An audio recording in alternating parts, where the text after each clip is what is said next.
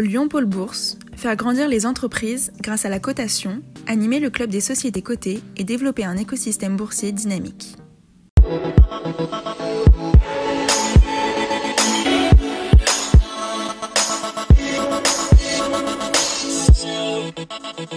Bonjour et bienvenue dans Bourse et Valeurs, le rendez-vous des entreprises régionales cotées sur lyondécideur.com. À retenir dans l'actualité boursière régionale, la publication des résultats semestriels de bioMérieux, avec une belle croissance organique de plus de 15% à 1,476 milliard d'euros au 30 juin pour le spécialiste du diagnostic in vitro, et un résultat net de 173 millions d'euros qui bondit de 23%, porté par l'implication bien sûr de l'entreprise lyonnaise sur les tests concernant le Covid. Pas de prévision sur l'ensemble de l'année, mais la certitude, je cite, d'un exercice robuste pour reprendre les termes d'Alexandre Mérieux. En bourse, l'action bioMérieux affiche un gain de 54% depuis le 1er janvier et de 65% en un an, voire de 272% en 5 ans.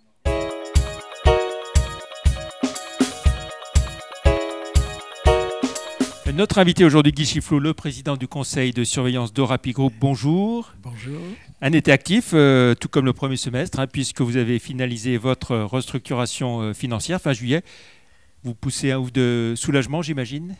On est content. On est content parce que tout d'abord, je prends un peu de recul. Je suis président du conseil de surveillance, donc je ne suis plus aux manœuvres de l'entreprise. Et puis, on a réaménagé la dette, puisque l'entreprise n'a plus de dette maintenant. Voilà. Alors la dette, c'était 52 millions d'euros au total. La dette, c'était 52 millions d'euros. Cette dette était... Donc elle est entièrement reprise. Elle est entièrement reprise et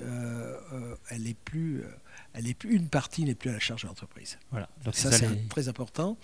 Mais cette dette a quand même été constituée suite à 35 acquisitions que le groupe a fait pour atteindre 250 millions d'euros de chiffre d'affaires.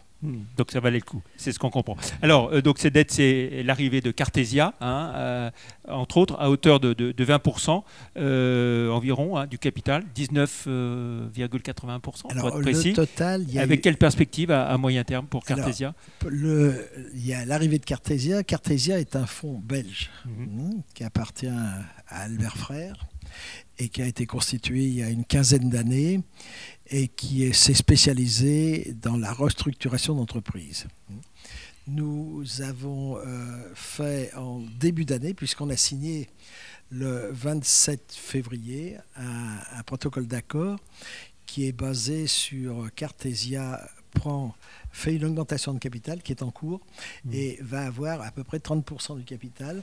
Je reste l'actionnaire majoritaire avec 36% du capital.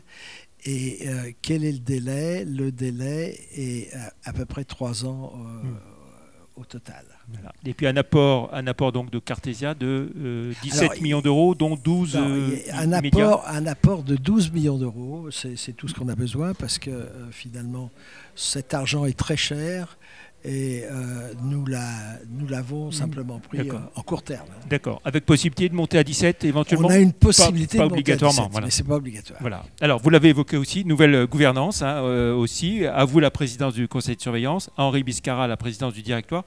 Ça veut dire que, donc, vous l'avez dit, vous prenez du champ par rapport à l'opérationnel? Je prends du champ par rapport à l'opérationnel parce que ça fait 50 ans que j'ai créé cette entreprise en partant de zéro et puis surtout, c'est peut-être le moment de donner la main à des plus jeunes que j'ai formés et qui vont pouvoir poursuivre l'activité de l'entreprise. Voilà. Donc Henri Biscara qui était directeur financier, directeur général à vos côtés depuis...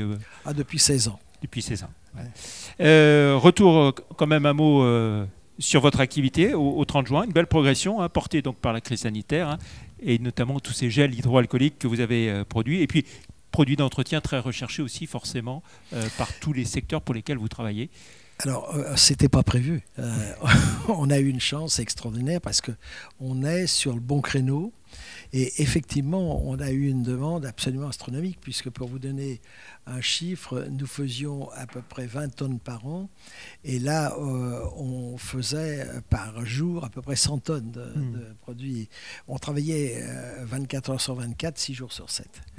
Donc effectivement, on a eu une demande qui a monté à toute vitesse. On a eu beaucoup de problèmes d'approvisionnement en matières premières, d'approvisionnement d'emballage, d'approvisionnement de toutes sortes, et puis des problèmes de personnel, parce qu'en même temps, il fallait mettre l'entreprise en protection avec les gestes barrières de partout.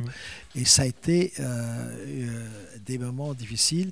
On a pris avec nous plus de 150 intérimaires et on a réactivé notre usine de Vénissieux. Voilà. Et puis alors, par rapport à cette usine de Saint-Vulbas, usine 4.0, qui avait du mal à trouver son rythme de croisière, là on peut dire qu'elle l'a trouvé à 100%. C'est extraordinaire ce qu'on a fait, parce que jamais j'aurais pensé que ça soit possible. On a fait un investissement qui a été beaucoup critiqué, et qui était important puisqu'il a été de 12 millions d'euros. Et cet investissement nous avait permis de mettre une usine 4.0 en fonctionnement avec beaucoup de difficultés. Mais là, on avait changé d'ailleurs le directeur des opérations, parce qu'il y a 2 personnes dans le directoire, c'est Henri Biscara et Émile Mercier, qui nous a rejoints en septembre 2019. Et Émile Mercier a tout de suite pris en main la logistique et les opérations industrielles. Et finalement, grâce à lui, on a pu faire face à une demande exponentielle. Je reviens sur l'activité au premier semestre. Un peu plus de 140 millions d'euros de chiffre d'affaires. Par zone géographique, en France, c'est une progression de... Alors, en France, on a une très bonne progression, on est à presque 20%, mais certaines parties du monde n'ont pas été comme ça, notamment l'Amérique.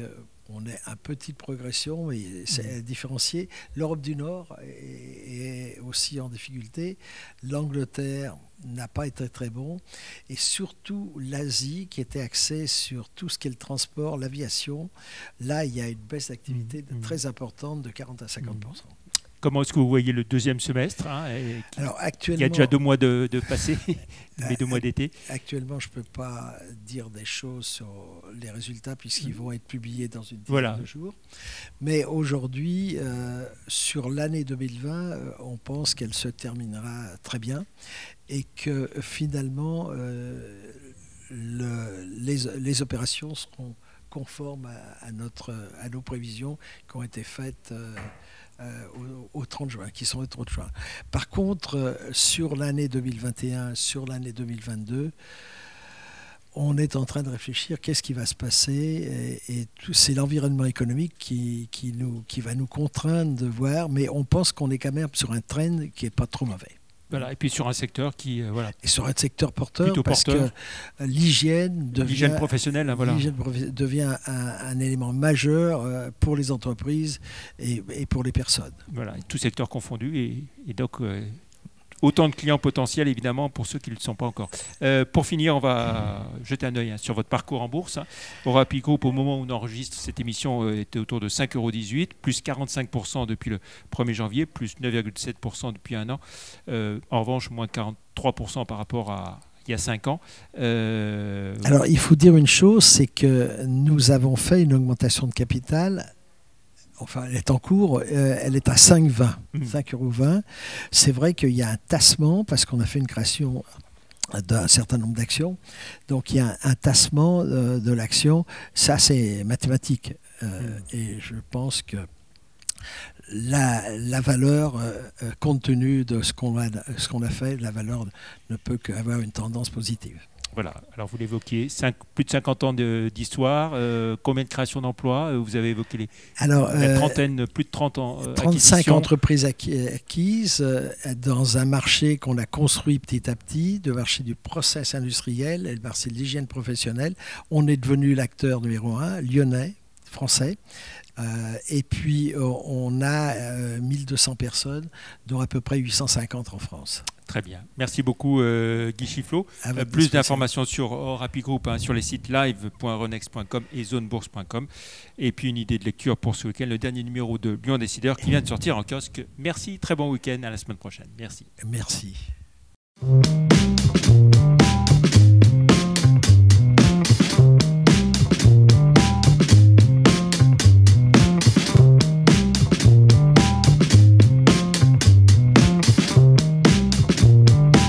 Retrouvez les enregistrements et informations de marché sur les sites de Zone Bourse et d'Euronext.